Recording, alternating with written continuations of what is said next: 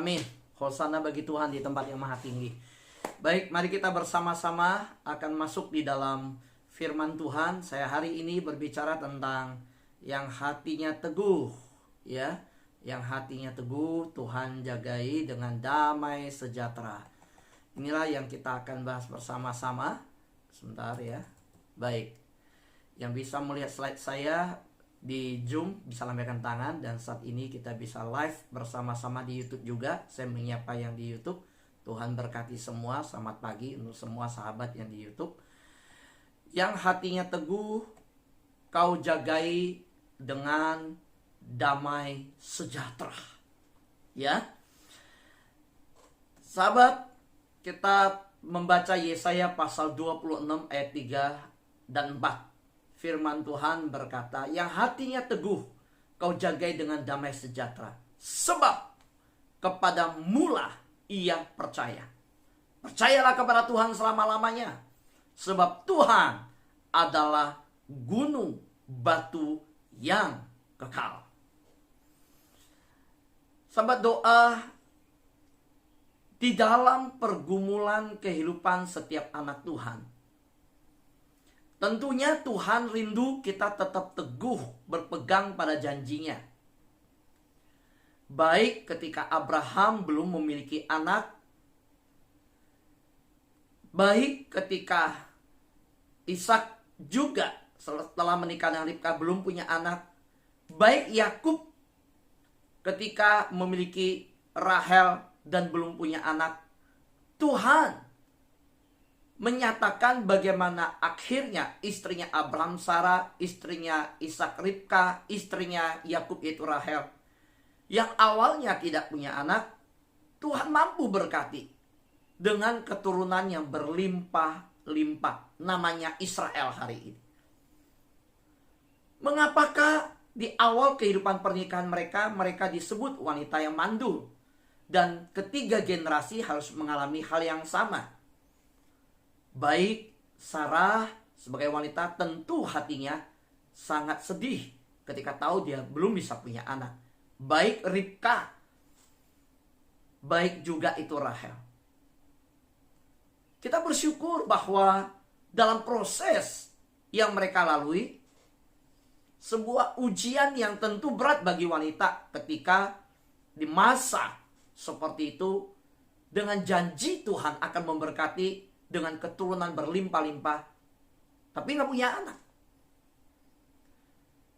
Kita tahu dalam perjalanan mereka yang dengan teguh berpegang pada janji Tuhan, mereka mengalami janji Tuhan digenapi dalam hidup mereka. Dan Tuhan menjanjikan di dalam Yesaya bahwa bukan hanya janji yang digenapi, tapi yang hatinya teguh Tuhan jagai dengan damai sejahtera. Nah, apa maksud daripada ungkapan Yesaya ini? Kita tahu bangsa Israel, umat Allah, selama mereka tidak setia di dalam zaman hakim-hakim, Tuhan juga nyatakan tidak pernah ada damai dalam kehidupan mereka berbangsa, bernegara. Ketika Tuhan pimpin mereka dan hakim-hakim, mereka taat pada pimpinan Tuhan. Kehidupan secara politik, secara ekonomi, dalam sosial masyarakat, semua damai. Tetapi ketika mereka melawan perintah Tuhan, ketika mereka kehilangan pimpinan dari hakim-hakim yang setelah meninggal, setiap kali berganti hakim di dalam kitab hakim-hakim kita baca, setelah Deborah, setelah yang lainnya meninggal, mereka kembali tidak setia. Dan saudara tahu, seluruh kehidupan mereka, dari sendi kehidupan politik, sosial, negara, sampai keluarga, porak-poranda semua. Nah, saya yakin bahwa seruan Yesaya yang Tuhan minta dia nyatakan, yang hatinya teguh kau jagai dengan damai sejahtera. Jelas hubungannya damai sejahtera dengan sebuah sikap hati yang tunduk dan taat, yang benar-benar berpegang teguh dan tidak bergeser dari ketetapan Tuhan.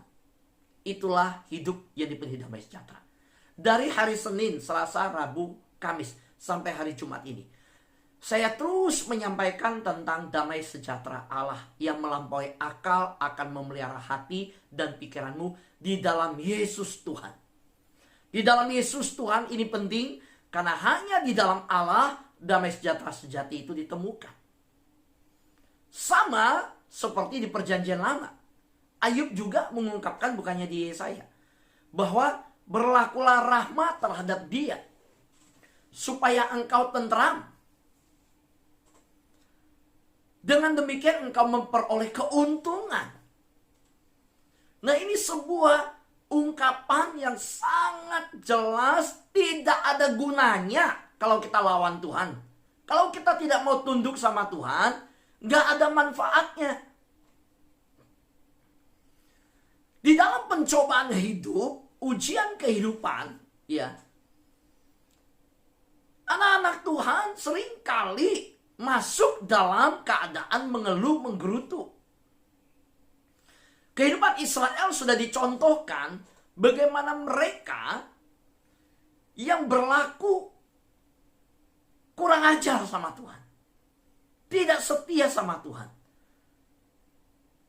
Tuhan begitu mengasihi mereka. Tuhan memimpin mereka keluar dari penyiksaan, dari perbudakan. Memimpin mereka dengan mujizat demi mujizat. Kurang apa Israel? Mereka dipimpin ketika gelap di malam hari dengan tiang awan. Ketika panas, tiang api. Ketika panas di siang hari dengan tiang awan. Ketika lapar Tuhan kasih mana.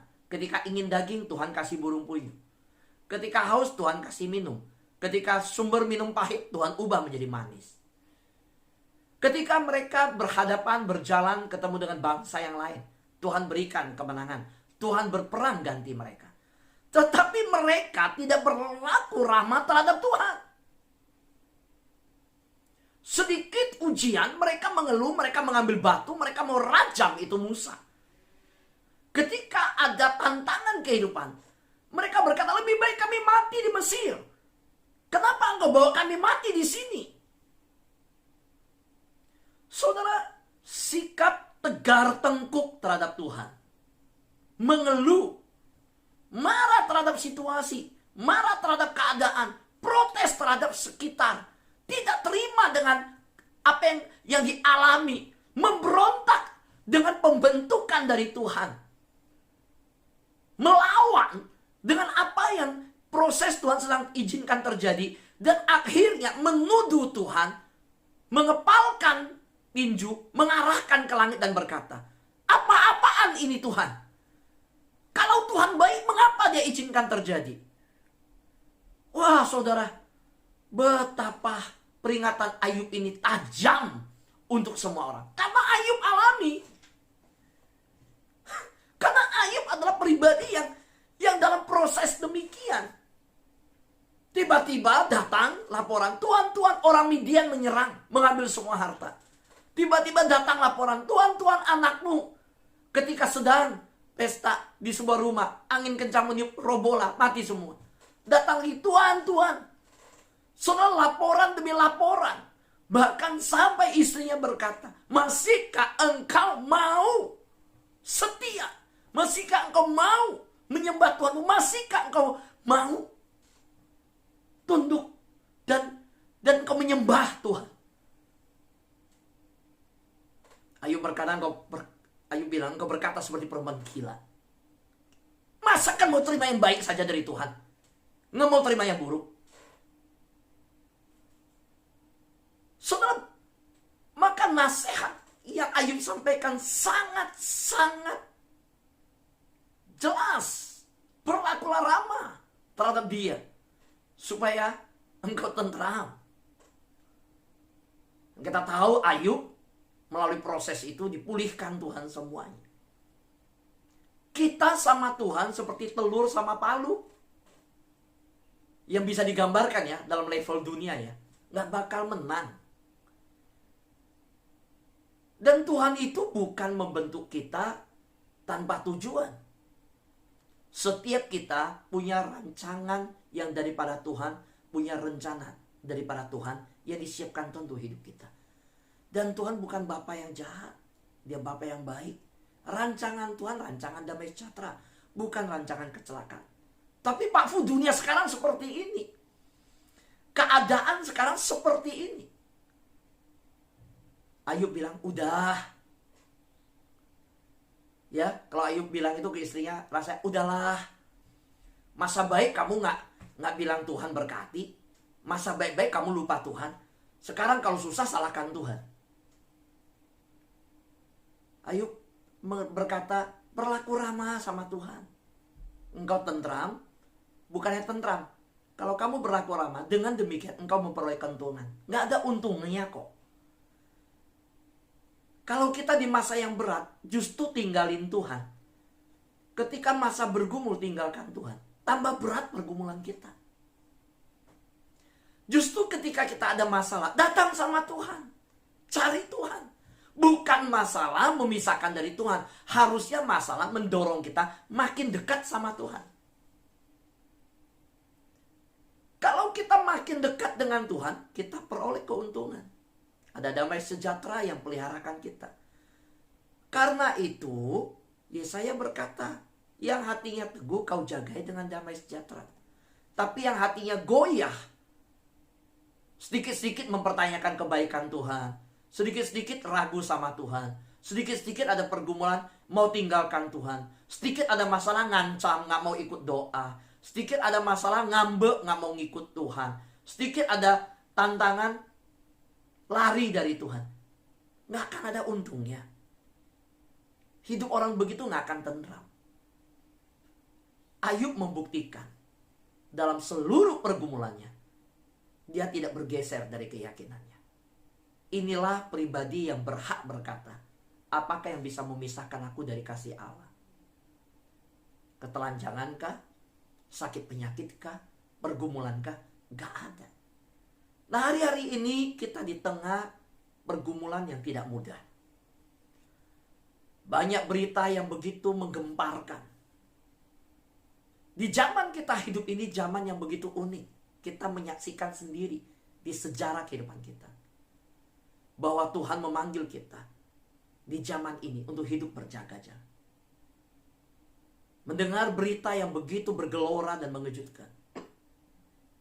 Apa yang jadi sikap? Apa makna kita? Apa yang kita maknai di masa pandemi ini? Yang saya bisa ajak kita dengarkan bahwa damai sejahtera Allah tidak meninggalkan kita di tengah situasi seperti ini. Dia tetap memelihara kita. Kenapa saya berani katakan Allah tidak meninggalkan kita? Oh, dia Allah Immanuel. Dia bukan Allah yang aku jauh, engkau jauh, aku dekat, engkau dekat. Enggak. Dia Allah yang mencari hidup kita. Dia Allah yang mendekat kepada kita. Dia Allah yang bukan menunggu kita, tetapi dia Allah yang berinisiatif hadir, datang ke dunia ketika manusia masih menjadi musuh Allah. So, mengapa saya berani berkata bahwa Allah peduli dan Allah mengasihi kita? Karena jelas ketika di dalam Yesaya dinubuatkan tentang kedatangan dari Allah ke dalam dunia yang berinkarnasi, yang datang ke dunia. Yesus itu dikatakan Immanuel, Allah beserta kita. Sebab seorang anak telah lahir untuk kita, seorang putra telah diberikan untuk kita, lambang pemerintahan ada di atas bahunya, dan namanya disebutkan orang penasihat ajaib, Allah yang perkasa, Bapa yang kekal, Raja damai. Raja damai. Inilah yang kita dengarkan dari Senin sampai hari ini. Saya terus berbicara tentang Raja damai ini. Saya bicara tentang pribadi Yesus ini. Yang hari ini kita Zoom, yang live di YouTube dengar. Bahwa hari ini saya mau sampaikan kepada Anda bahwa hanya Yesus Kristus yang bisa memberikan damai sejati. Engkau jangan cari dimanapun. Carilah di dalam Yesus. Karena hanya di dalam Yesus ada damai yang sejati. Yesaya menyatakan dia Raja damai. Ada lagu yang biasa kita dengar. bahwa Yesus Raja Damai. Lambang pemerintahan berada di bahunya. Namanya Penasehat Ajaib, Allah yang perkasa, Bapa yang kekal, Raja Damai. Saudara, Raja Damai yang diperuntukkan bagi kita tidak pernah meninggalkan kita. Bukan raja yang memerintahkan umatnya maju berperang. Bukan raja dunia yang duduk di tahta dan berdiam. Dan ketika ada perang menyerang negara, tentara yang maju. Enggak. Dia raja yang datang kepada umatnya. Dia pemilik kebun anggur yang datang kepada miliknya. Tetapi disingkirkan pemiliknya. Dibunuh oleh pemiliknya. Dia adalah raja yang bukan menyuruh tentaranya maju. Tapi dia yang maju menghadapi maut, menghadapi iblis. Dan mengalahkan kematian dan dosa itu. Yesaya pasal 9 ayat 6 berkata, besar kekuasaannya dan damai sejahtera tidak akan berkesudahan di atas tahta Daud di dalam kerajaannya. Karena ia mendasarkan dan mengkokohkannya dengan keadilan dan kebenaran dari sekarang sampai selamanya. Kecemburuan Tuhan semesta alam akan melakukan hal ini. Saudara, damai sejahtera yang diberikan Allah kalau kita teguh berpegang pada keyakinan kita dan tidak bergoyang. Kita tidak menjual Allah. Kita tidak menginjak-injak salib. Kita bukan karena kekuasaan meninggalkan Tuhan. Bukan karena harta menyangkal Tuhan. Kita bukan karena sebuah pernikahan menyangkal Kristus. Kalau kita teguh berpegang pada Tuhan, maka damai sejahtera yang tak berkesudahan itu, yang mengalir dari Yesus Kristus, tidak pernah akan meninggalkan kita, sekalipun di masa goncangan yang besar ini. Pertanyaannya adalah, teguhkah kita berpegang di dalam iman kita? Kalau kita ingat Daud, saya mengajak kita menuju ke Mazmur. Saudara, di pemazmur berkata, kepadamu nenek moyang kami percaya, mereka percaya dan engkau meluputkan mereka. Kepadamu mereka berseru-seru dan mereka terluput. Kepadamu mereka percaya dan mereka tidak mendapat malu.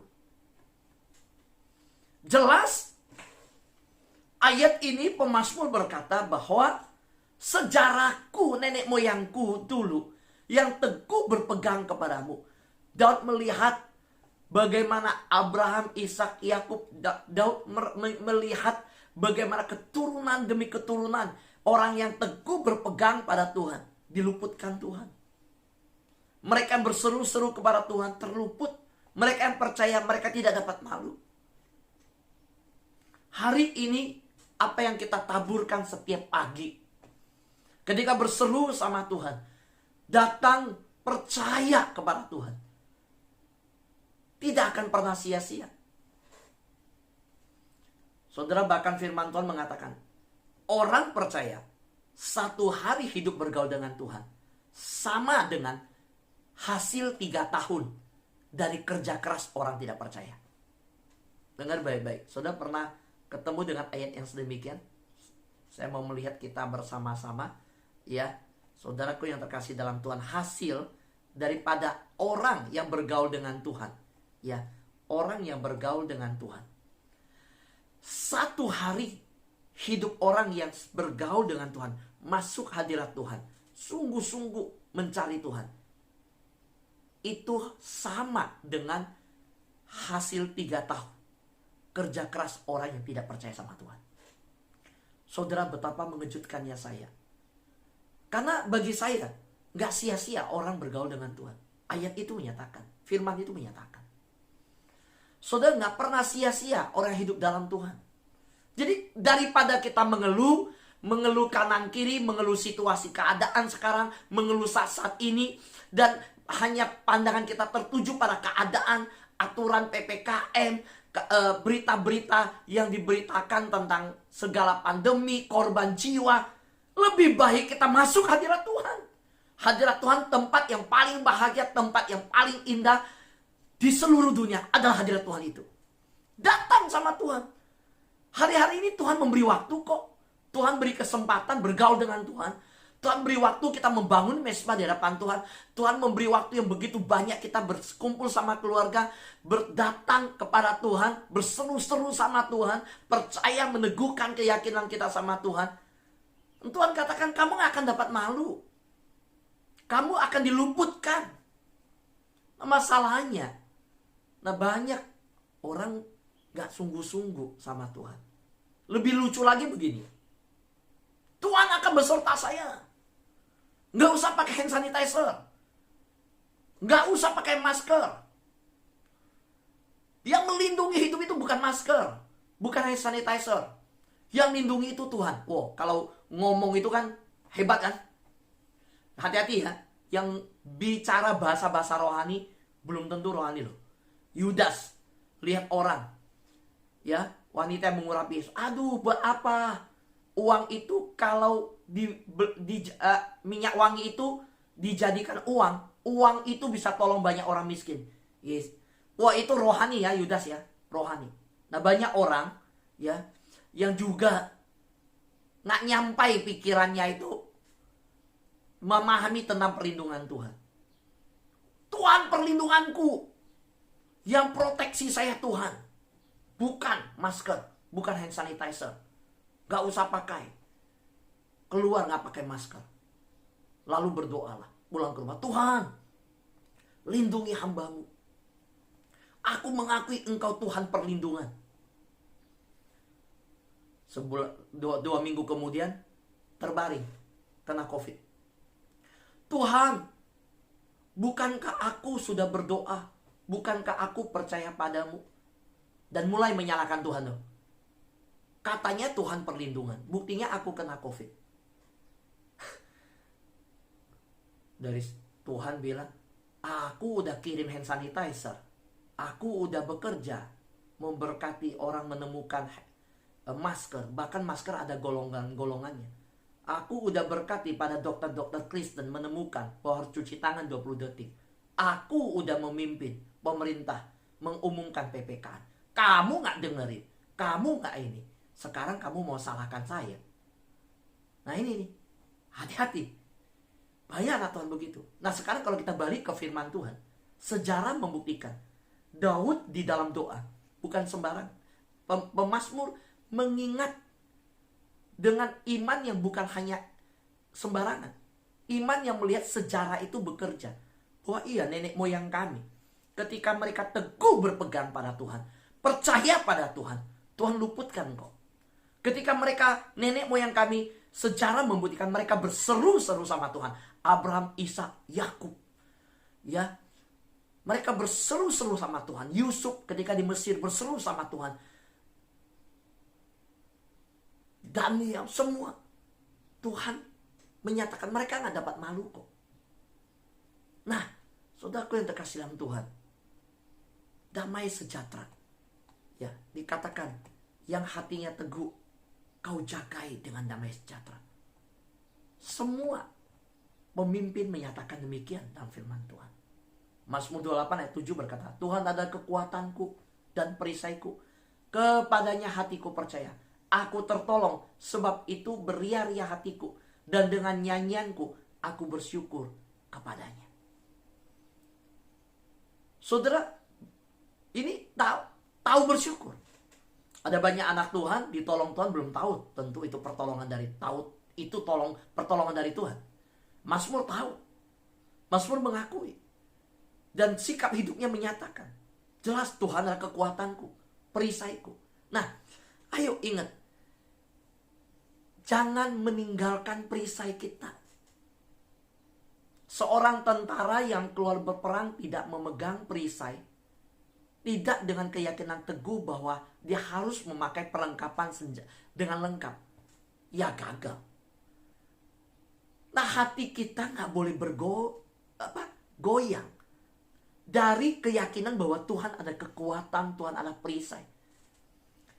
Memang kita ada dalam situasi yang tidak mudah hari-hari ini.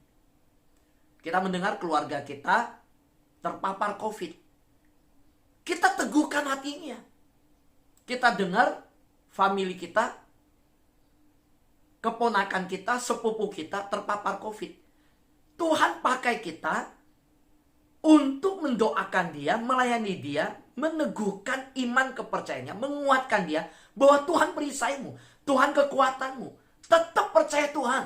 Hatimu itu harus teguh, erat sama Tuhan, jangan goyang. Saudara, dengan demikian kita menghadirkan damai sejahtera bagi hidup mereka. Nah, kalau mereka terpapar COVID, lalu kita berkata, waduh ini parah. Kita bukannya mendoakan, kita berkata gawat ini.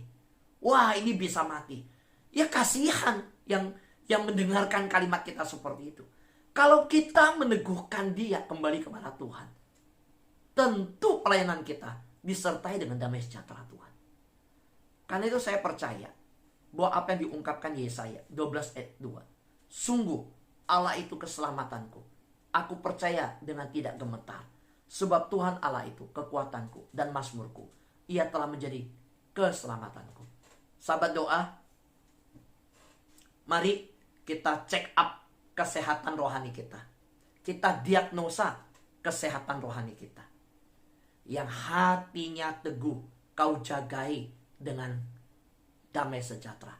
Yang percaya kepada Tuhan tidak akan goyah. Hari-hari ini biarlah kita berkata seperti di dalam Yesaya 12 ayat 2. Sudah menyatakan jelas, sungguh Allah itu keselamatanku. Aku percaya dengan tidak gemetar.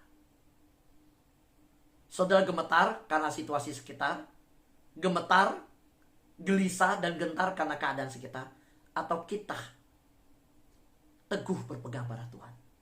Kalau saudara gemetar, saudara gentar, saudara gelisah dan keadaan sekitar, saudara gak akan ada damai sejahtera.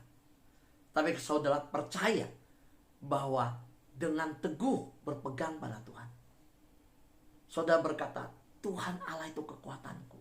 Dia adalah mazmurku. Dia adalah keselamatanku. Dia menjadi keselamatanku. Dalam pengakuan yang demikian, hati yang dengan teguh demikian berkata, saya percaya damai sejahtera itu tetap memelihara kita. Sahabat doa, mari hari ini saya mengajak kita bersama-sama tundukkan kepala sejenak. Mari kita tundukkan kepala sejenak di hadapan Tuhan.